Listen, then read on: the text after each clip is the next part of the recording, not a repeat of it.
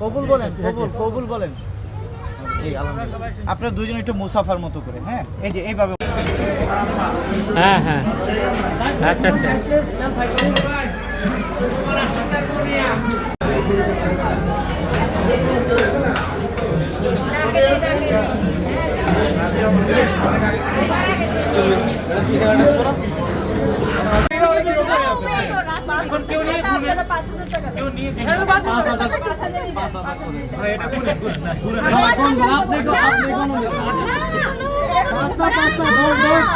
ইসলামী শরীয়ত মোতাবেক দেনমোহর বাবদ 8 লক্ষ টাকা ধার্য করিয়া গহনা বাবদ সম্পূর্ণ 8 লক্ষ টাকা পরিশোধ।